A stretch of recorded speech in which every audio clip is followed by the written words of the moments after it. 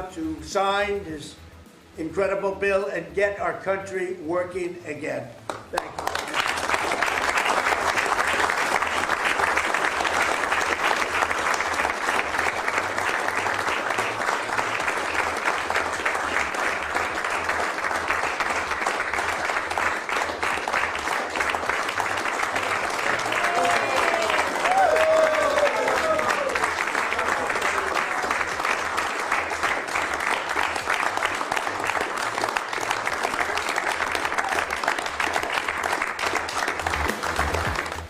Buenos días, 8 de la mañana. Es la fotografía, es la imagen de un Donald Trump que había promulgado ahí en esas imágenes esa nueva ley de gastos. Ponía fin ya, por fin, esta noche, al cierre del gobierno federal, que había durado 43 días. Previamente, la Cámara de Representantes aprobó el proyecto de ley con 222 votos a favor, 209 en contra. La legislación va a garantizar la financiación del gobierno hasta finales de enero. Trump culpa a los extremistas del Partido Demócrata por el cierre más prolongado de la historia del país e insta a los votantes a que no olviden esto durante las elecciones de medio mandato. Punto y final, y el mercado lo celebra. Movimiento al alza del Nasdaq del 0,28% esta mañana en futuros, S&P 500 0,22%, Dow Jones 0,17%, en una fotografía en la que prácticamente todo sube, salvo los bonos, que se están metiendo una rebaja importante, subida de la rentabilidad, por tanto pérdida de valor del bono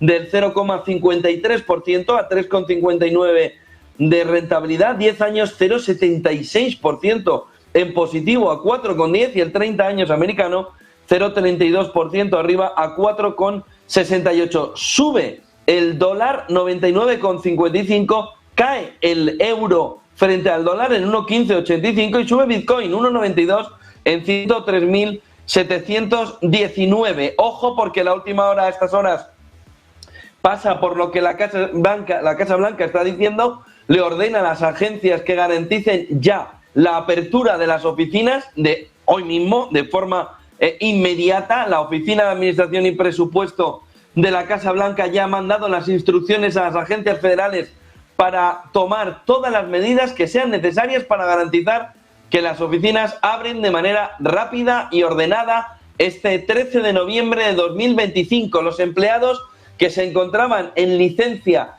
sin goce de sueldo, sin poder cobrar el sueldo debido a la falta de fondos, deben ser instruidos para regresar al trabajo hoy, 13 de noviembre, en un memorándum emitido poco después de que el presidente haya firmado, como han visto, esas imágenes para reabrir el gobierno. Es la imagen y la noticia clave que está moviendo al mercado a estas horas, y en la economía estadounidense vuelve a abrirse el gobierno de Estados Unidos, al menos hasta finales de enero del 2026. La otra última hora importante la está poniendo Financial Times a estas horas. Según informes del FT de Financial Times, la Unión Europea va al choque con China. La Unión Europea pretende imponer una tasa de gestión de los paquetes pequeños a principios de 2026, vamos, 2 años antes de lo que tenía previsto Europa. La medida forma parte de una ofensiva, lo llama así Financial Times, según los documentos a los que ha tenido acceso de Europa, una ofensiva contra las importaciones chinas baratas a través de plataformas de comercio electrónico como Alibaba o Shein. Según Financial Times, Maroš Šefčovič, el comisario de Comercio de la Unión Europea, cree que una implementación más rápida va a enviar una clara señal de que Europa se toma en serio la competitividad y que va a buscar la medida de contrarrestar el movimiento de China. Ojo, les digo, última hora, según Financial Times, según informes a los que ha accedido Financial Times, la Unión Europea va al choque con China. Pretende imponer una tasa de gestión a los paquetes pequeños, pero ya a principios de 2026, 2 años antes de lo que tenía previsto. Va a mandar va a poner en marcha una ofensiva contra las importaciones chinas baratas a través de esas plataformas de comercio electrónico clave para China, como son Alibaba y Shein. Lo va a hacer a través de una tasa de gestión a los paquetes pequeños que, como les digo, va a llegar 2 años antes. Esa noticia clave también alrededor de la fotografía del choque contra China Luego les comentaré cómo China se ha pasado por el arco del triunfo todas las sanciones y ha accedido a chips de Nvidia, poniendo en jaque la fotografía que Donald Trump quiere imponer de restricciones a China en el acceso a la tecnología, a los chips de última generación. Antes, la fotografía de Donald Trump que veíamos al principio venía complementada por la vuelta a la normalidad que él estaba anunciando. Escuchen a Donald Trump y escuchen, luego lo vamos a ver con Carol Levitt, el enorme daño que él dice que se ha hecho a la economía norteamericana. El enorme daño va a estar a la hora de ver el inversor que no tiene datos, que la FED está ciega en octubre. Escuchen a Trump alrededor de la vuelta de la normalidad. My signature, the federal government will now resume normal operations, and my administration and our partners in Congress will continue our work to lower the cost of living, restore public safety, grow our economy, and make America affordable again for all. Dice Trump que el daño es enorme, no solo lo van a ver luego con las agencias, sino también alrededor de lo que ha sufrido el ciudadano de a pie, sobre todo con la cancelación de vuelos. Escuchen sobre el daño enorme que ha sufrido, dice, la economía estadounidense. No sabemos todavía si eso se va a reflejar alrededor de una situación de un peor Producto Interior Bruto. Escuchen a Donald Trump. For the past 7 weeks, the Democrats' shutdown has inflicted massive harm. They caused 20,000 flights to be canceled or delayed. They departed so many times, so late. People were hurt so badly. Nobody's ever seen anything like this one. This was a no-brainer. This was an easy extension. But they didn't want to do it the easy way. They had to do it the hard way. And they look very bad, the Democrats do. They deprived more than 1 million government workers from their paychecks and cut off food stamp benefits for millions and millions more Americans in need.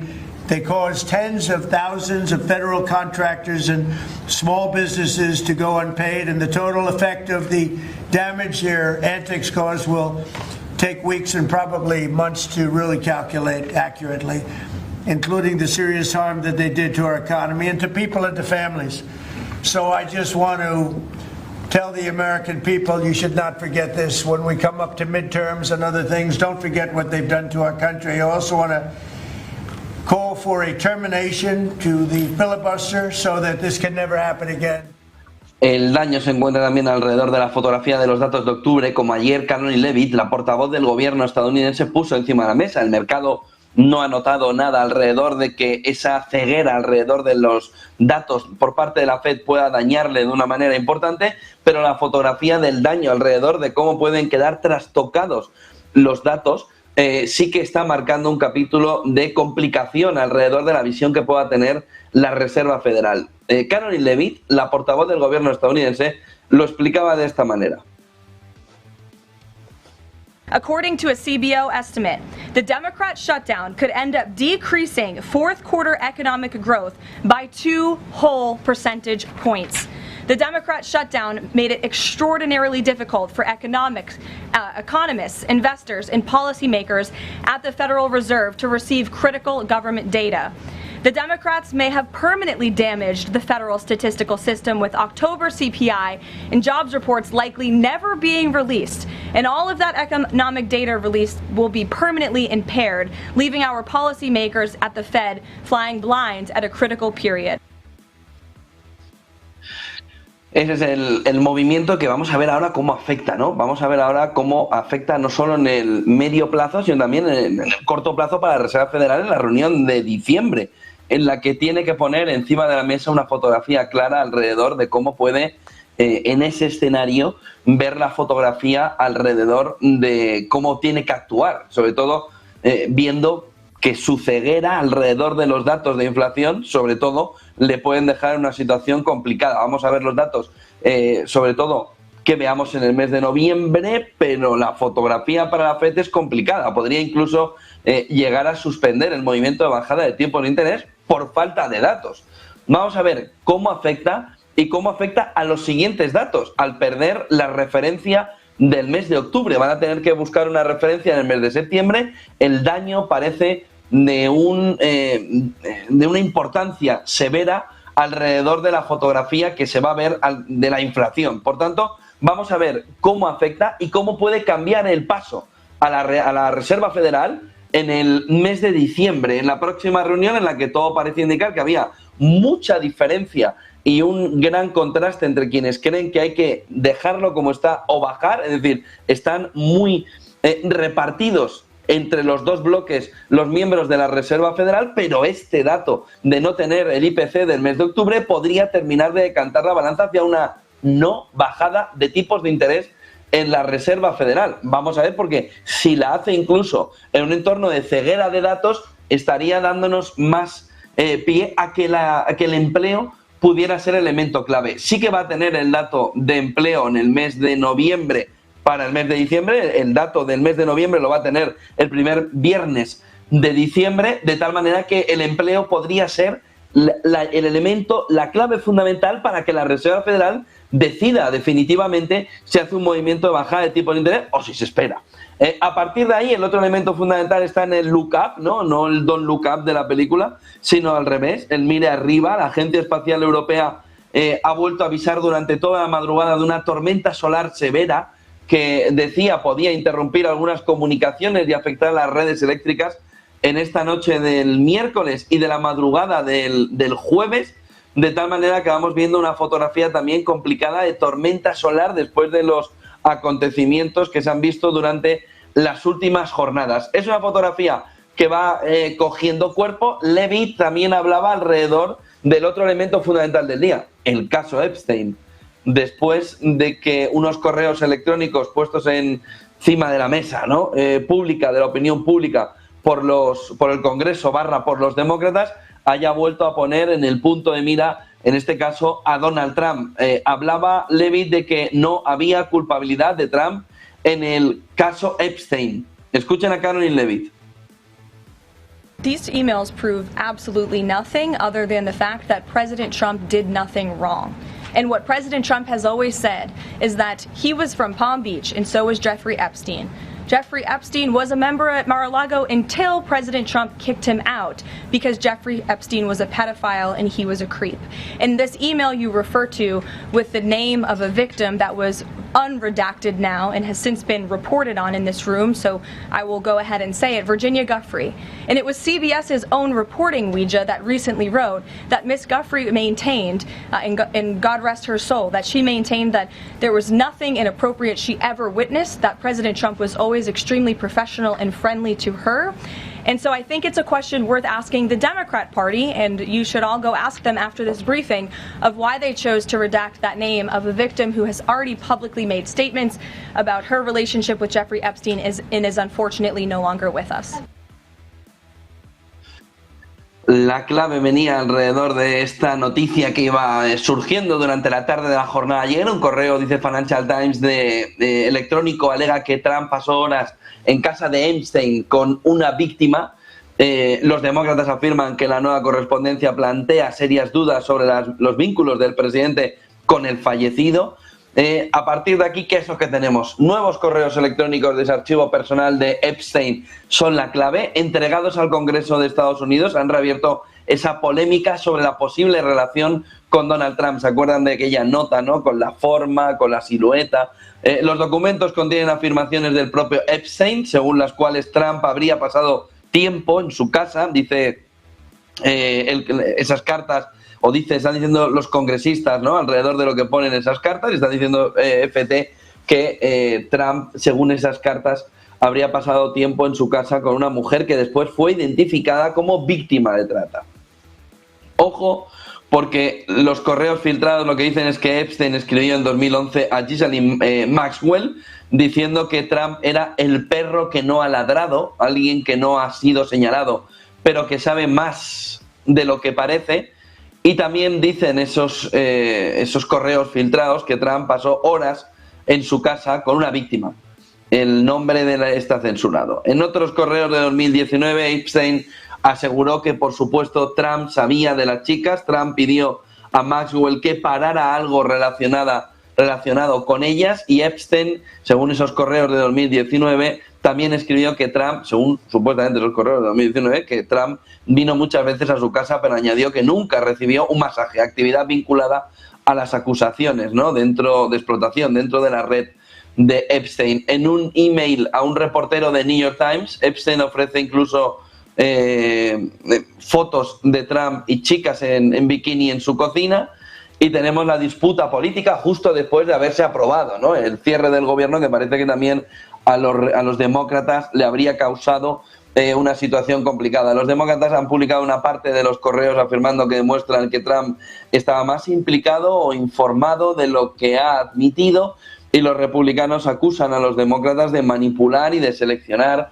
lo que les conviene, respondiendo también a la publicación de todo el material. La fotografía es al menos de choque muy fuerte sobre este tema. Trump dice que es una maniobra política basada en engaños. Su equipo afirma que él expulsó a Epstein de su club hace ya décadas por acoso, y dice que los correos no prueban absolutamente nada. Los demócratas estarían, dice el entorno de Donald Trump, intentando desprestigiarlo, dice la Casa Blanca, que estarían los demócratas intentando buscar esta solución de filtrar estos correos después de haber conseguido Trump la gran victoria de haber reabierto el gobierno de Estados Unidos después del mayor cierre de la historia, que los demócratas estarían intentando desprestigiarlo. Levitt hablaba aún así de que con todo esto, hay quien se estaba preguntando por el estado de salud de Donald Trump. Levitt hablaba ayer de que le alegraba que le preguntaran en la rueda de prensa otra vez si todo esto estaba afectando al estado de salud. Escuchen a Caroline Levitt. I do, and I'm glad you asked. As stated in the memo provided on October 10th, President Trump received advanced imaging at Walter Reed Medical Center as part of his routine physical examination. The full results were reviewed by attending radiologists and consultants, and all agreed that President Trump remains in exceptional physical health, which I know all of you will see with your own eyes later this evening when he opens up his dinner to the press, and perhaps you will see him when he signs the bill to reopen the federal government. So stay tuned on plans for that. El otro elemento fundamental del día viene alrededor de lo que está diciendo Financial Times. Estados Unidos habría retirado 900 millones de dólares de su cuenta del Fondo Monetario Internacional ante la inminencia, ¿no?, del pago de la deuda argentina. Las reservas de Buenos Aires de Argentina aumentaron en la misma proporción, mientras Washington busca reforzar todavía más al gobierno de Javier Milei, después además del buen resultado electoral que esperaba Donald Trump y que se produjo. El otro punto clave viene alrededor de la exageración de los datos. El mercado sigue celebrando el movimiento de cierre terminado, ¿no?, por parte de Donald Trump en el gobierno de Estados Unidos. Se ha vuelto a abrir, ese cierre ha terminado siendo el cierre mayor de la historia de Estados Unidos, pero ahora empiezan a poner el foco en lo que estaba un poco distraído con ese cierre. Dice Financial Times que los centros de datos fantasma están generando incertidumbre en las previsiones sobre las necesidades energéticas de Estados Unidos y cómo los promotores están exagerando las necesidades energéticas y manteniendo vivos los proyectos incluso después de que estos ya no sean viables. Los centros de datos fantasma que estarían generando una incertidumbre importante en las previsiones sobre las necesidades energéticas reales de Estados Unidos, con una exageración importante de esas necesidades energéticas y manteniendo vivos proyectos incluso después de darse cuenta de que estos no son viables. Ojo a la fotografía alrededor de la IA y de estos centros de datos que estarían marcando el camino de una primera burbuja más pequeña alrededor de que los centros de datos que estaban planteando igual no eran tan necesarios. Cuidado con las empresas o no tan necesarios. Cuidado con las empresas que estaban vinculadas al movimiento energético, ¿no? Empresas sobre todo de pequeños reactores nucleares que han vivido al calor de estas previsiones y que ahora tienen una revisión a la baja, o parece que van a tener una revisión a la baja muy importante. El otro dato clave está en que, bueno, Estados Unidos se puede empeñar en ponerle puertas al bosque, pero el bosque va a seguir siendo libre porque no hay manera de ponerle puertas al bosque tal y como lo está planteando Estados Unidos, y puede estar cometiendo el gran error a la hora de intentar entender cómo puede contraponer a China. Exclusiva del Wall Street Journal, en el que relata cómo una empresa china de inteligencia artificial se pasó por el arco del triunfo, se saltó las normas estadounidenses para acceder a los mejores chips de Nvidia.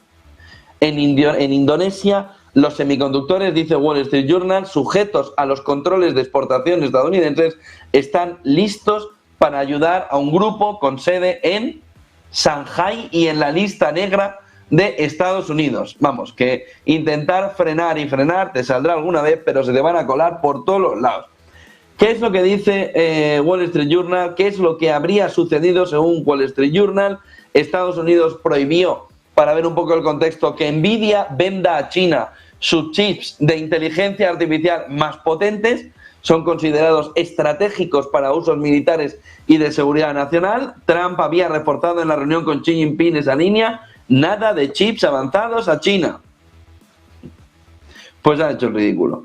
Una investigación del Wall Street Journal, como han visto en esa portada, revela que aún así chips avanzados de Nvidia están terminando, y este es solo un ejemplo, en manos de empresas chinas de inteligencia artificial y sin violar la ley, aun estando en la lista negra, porque están usando una ruta indirecta a través de Indonesia, que estaría siendo el elemento fundamental para llegar a un entorno alrededor de cómo acceder a los chips. ¿Cómo funciona el bypass legal que ha montado China?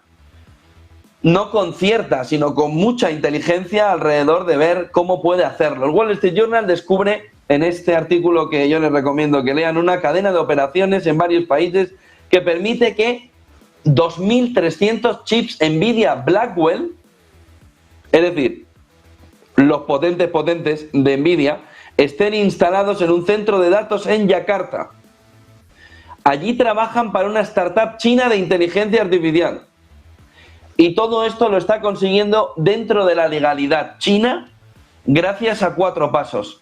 Nvidia le vende chips a Ibress, Estados Unidos, que está parcialmente controlada por la china Inspur.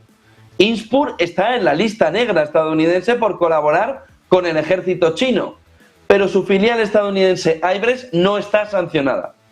Así que puede seguir comprando chips de Nvidia. Ibress vende 32 racks, según Wall Street Journal, unos 2.300 chips a Indosat, Indonesia. Indosat es una operadora indonesia de telecomunicaciones que compra estos chips por $100 millones. Indosat encuentra un cliente chino casualmente, INF Tech, en Shanghai. Esta startup china, fundada por un profesor de la Universidad de Fudan, INF no compra los chips, simplemente los alquila. Alquila la capacidad de computación de Indosat en Indonesia. INF usa los chips para entrenar la inteligencia artificial en finanzas y salud, porque aunque Indosat dice que los chinos no tienen acceso físico al hardware, que solo compran capacidad remota, la realidad es que está accediendo a ellos. Mientras no haya uso militar, el acuerdo no estaría violando las normas de exportación de Estados Unidos, pero estaría permitiendo que esta empresa china pueda estar en la carrera por la inteligencia artificial. ¿Por qué es importante? Estados Unidos y China están en esa carrera armamentística de nuevo cuño, que es la IA. Quien controle la IA va a controlar capacidades militares de espionaje, económicas, robóticas y sobre todo superioridad tecnológica. Y Nvidia es clave porque tiene el mejor hardware del mundo. Por lo que Estados Unidos no quiere que las empresas chinas accedan, pero ya han visto que se están riendo de Nvidia y de Trump. Aunque Trump está queriendo cortar el acceso chino, la ley, como acaban de ver, tiene agujeros muy importantes. Y los chinos están pudiendo acceder, las empresas chinas, a chips de Nvidia mediante intermediarios, centros de datos extranjeros, alquiler de capacidad, discos duros transportados físicamente, compras indirectas vía filiales no sancionadas. De tal manera que tenemos una fotografía en la que, lo que les decía, tú le puedes poner puertas al campo, pero el campo no requiere de puertas, por lo que al final se las saltan. Algunos creen que Estados Unidos debería endurecer aún más los controles, porque una empresa civil china puede terminar colaborando con el ejército chino por la política de la fusión civil-militar, pero ahora mismo la ley no está en ese punto. Nvidia está presionando en contra de regulaciones adicionales, pero este caso del Wall Street Journal va a mover a Donald Trump a meterle regulaciones adicionales que pueden afectar de una manera muy clara, entre otros, sobre todo si quieren, a Nvidia.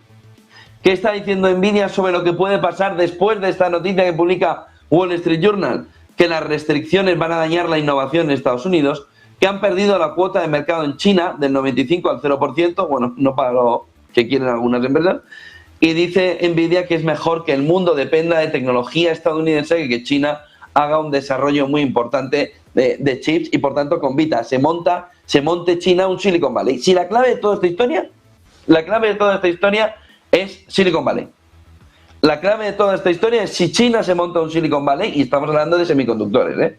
Estamos hablando del origen de Silicon Valley allá en los 80, cuando Silicon Valley se encargaba de hacer chips para calculadoras, luego para ordenadores, pero cuando Silicon Valley estaba pendiente, ¿no? 70, finales, 80, de montar los chips. Luego han venido las tecnológicas, pero el elemento fundamental de Silicon Valley, de la montaña, está alrededor de cómo puede ser el líder en semiconductores. El problema de Estados Unidos y el problema de Nvidia sería una competencia en semiconductores salvaje, es decir, que igual que ha hecho con coches eléctricos o igual que ha hecho con paneles solares, igual que ha hecho con la energía verde, China sea mejor en la creación de esos chips.